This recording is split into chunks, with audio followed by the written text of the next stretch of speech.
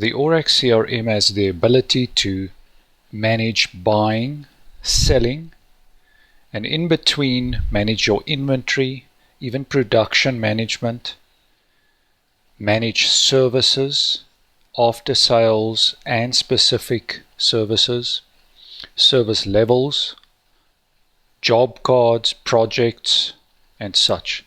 So this is a quick overview of what you can do in the Orax CRM. Let's start with buying. So under your supplier module, you have the possibility and the option to manage your supplier accounts. This is where you set the terms and all the order preferences per supplier. You can also do quotation requests and purchase orders. Purchase orders often end up in a goods receipt, and we'll look at that soon. You can do MRP orders, where the system will be able to tell you which items you need to order, and it will include lead times and minimum levels, and often it has the ability to use different criteria on when and how you want to order. You can set up order preferences in terms of from which suppliers you would be ordering certain products. It gives you some reports that show short, delivered, and outstanding orders. You can manage supplier invoices. So when a supplier sends you an invoice, it's loaded on the system, and the terms are loaded, approvals are done, and then when the payments are due, you can process them using this organization. And finally, when a purchase order is received, it's converted to a purchase invoice, which does an entry in the general ledger. You can also manage your debit notes. This is purchasing. So let's go to inventory management. If you do buy and sell goods, you would possibly have to manage inventory. The inventory management module shows a number of tabs with a logical flow of inventory. It starts with an overview where you can look up serial numbers and lot numbers, whether they are on customer locations or internal locations. It also shows you short levels and negative levels and exceptions in your inventory. And then the flow starts with inbound inventory. So any goods receipts or sales return would end up on the inbound tab, as well as purchase orders. This is where all inbound inventory is processed. The transfers tab allows you to transfer inventory between internal locations and even customer locations. Also manages consignment. The internal tab is where usages or consumption is recorded, as well as basic assembly input and output. Production input and output is also managed on this tab. However, that's done from the production management module. Outbound stock is any form of a sale or a purchase return, and this is where you manage any inventory or assets leaving your internal locations.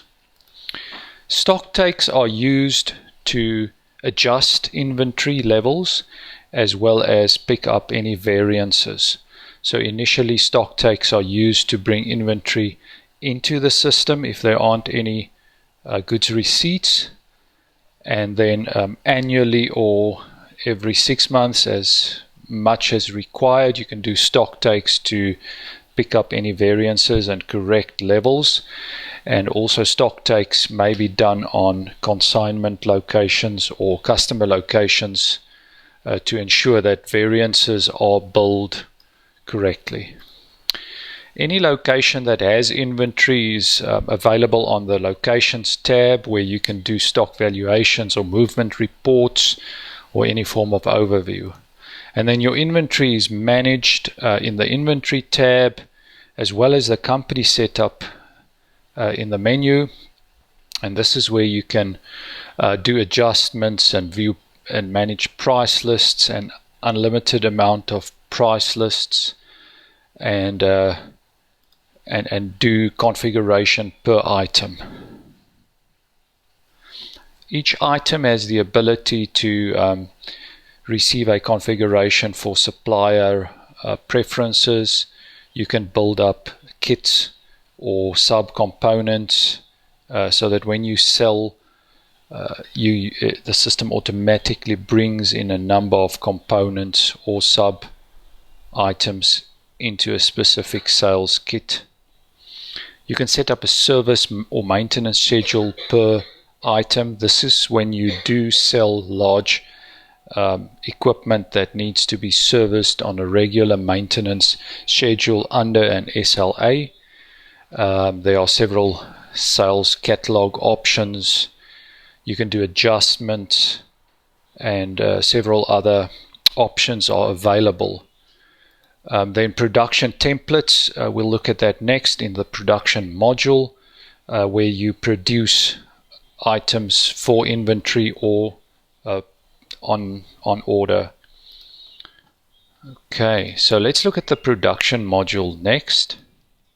The production module also has a tab, organization. The first tab are your active orders currently in production. You can create new orders in this tab, and they won't be active until you activate them. Templates are created in the templates tab. The past orders will show all the history of what you've produced. You can see an overview of your inventory. And then production logging is done on a terminal that's available on the production floor, where everybody producing items would need to log the steps and the input and output of each step, so that the system knows the progress of current orders, and is able to track timing and any variances in your production. So the way it works is that you create a production order and give it a number of steps. A production order typically says that we will have an output of this specific item and a quantity of those, and there will be a bill of materials which will be the input for this production. So material or items will be subtracted from inventory, and from that material new items will be created and put back into inventory. And this is done by defining a bill of materials and then adding steps to this production process. For instance, assembly steps or whatever is needed in order to produce the specific item. Once you've created a template, which is the best way, you can then at any stage generate a new production order based on the template. And over time you may want to adjust those templates to add in more quality assurance steps, or any challenges you find in production would probably result in a refinement of your template.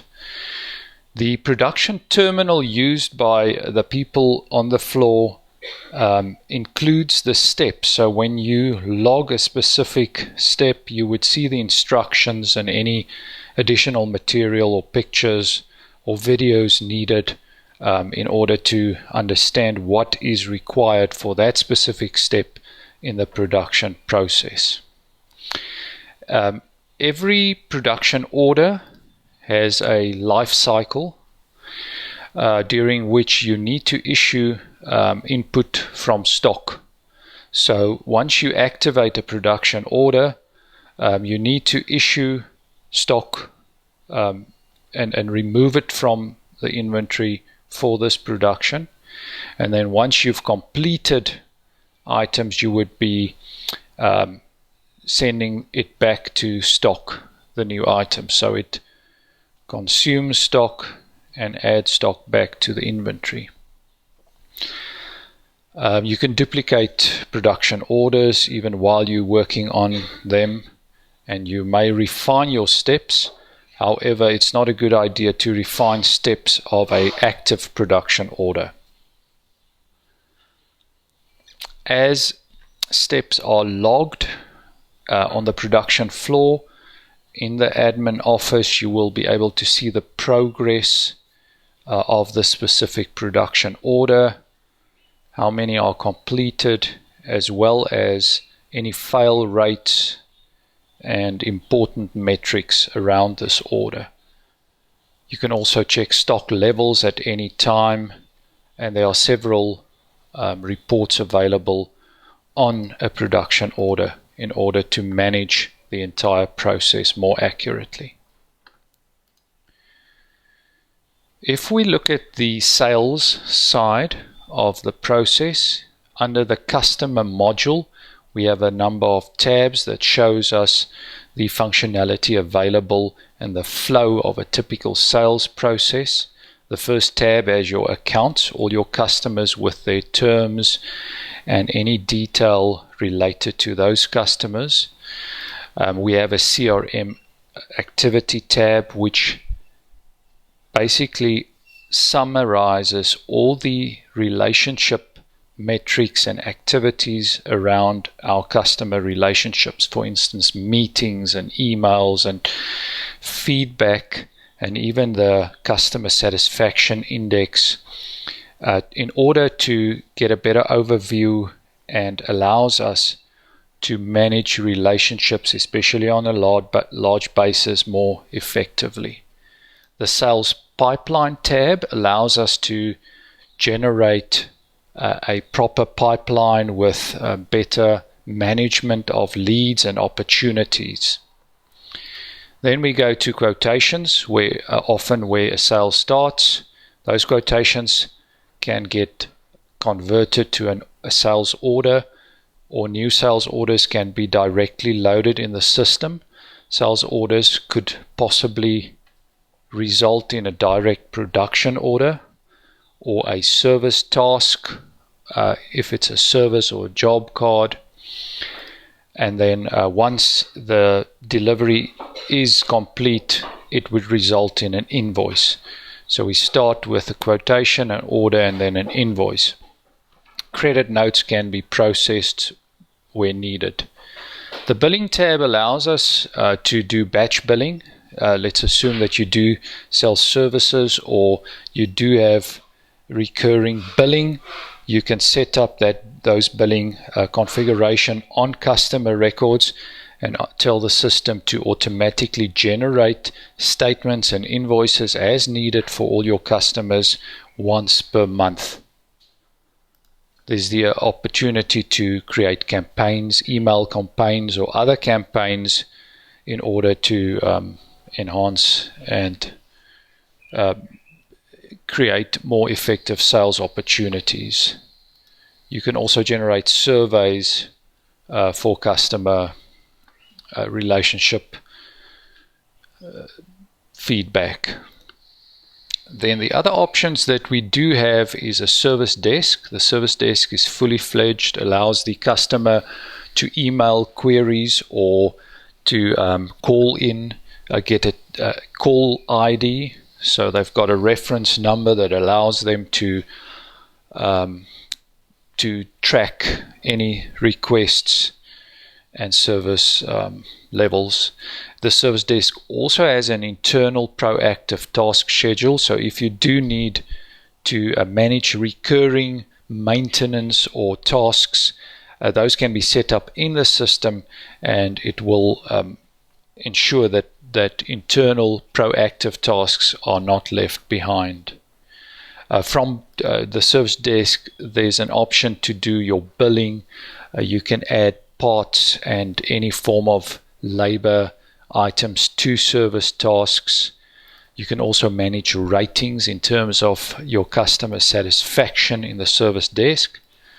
Then the job cards allows you, if you do any form of services on equipment, you can manage those by creating job cards and the job cards allows for effective billing and quoting and managing of parts and labor on a specific job.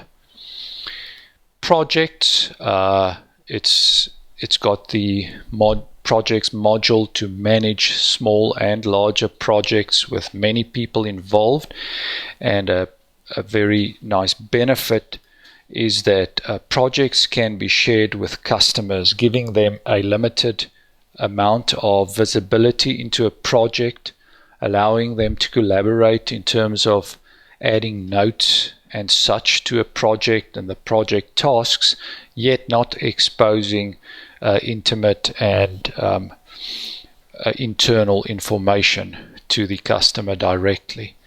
It is important to understand that this application does have a customer portal, so customers may log into the system if you give them access, and then they have a self-help portal where they can view the project status and the state of service desk calls and quotations and all sorts of documents and interaction with your company, so that they can receive a much higher level of service satisfaction from you. Then the system allows for internal management and collaboration in the form of a calendar.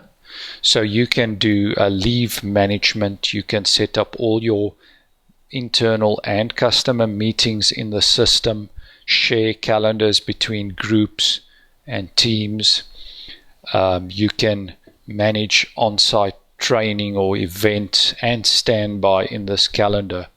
And so the system knows that when a task is due for somebody, but that person is on leave, it'll reassign it to somebody else as specified. You can also send emails, future emails, and emails to contacts in the company, which may not be available to people on their personal devices. You can manage documents and collaboration in the form of internal discussions and groups in order to facilitate communication and collaboration in larger and distributed teams. The ledgers option is basically required to manage the financials of a company. Think of receipts from, cash book receipts from a customer in order to update their account, and payments to suppliers. Those are managed under the bank tab, where your bank statements are imported and allocated to specific accounts and customers and suppliers. You can manage assets, small and normal assets. You can do special journals and automatically move funds between business units or centers. Manage your general ledger, and then your customer debtors analysis and overview, and your suppliers, creditors analysis and aging is available under those tabs. And finally, there are reports, your profit and loss statement, your trial balance needed for your financial reports, and several reports and ratios available for you to better manage your company. You've got some tax reports that you can use to do your SARS submissions. Company setup is done under the company setup tab, where you can set up your basic information and then your sales items, which are services and products. You can also configure assets and configure your basic set of GL accounts, set up your basic bank accounts, configure your expenses, any business units or cost centers you can set up in centers, and finally there are a load of settings related to internal approval of sales documents or any form of financial document and e-commerce, inventory and such can all be done under the Settings tab. There are several advanced options in the system, as there's a development SDK where the Orax development team can build custom modules for your company to help you manage certain processes that are unique to your specific company.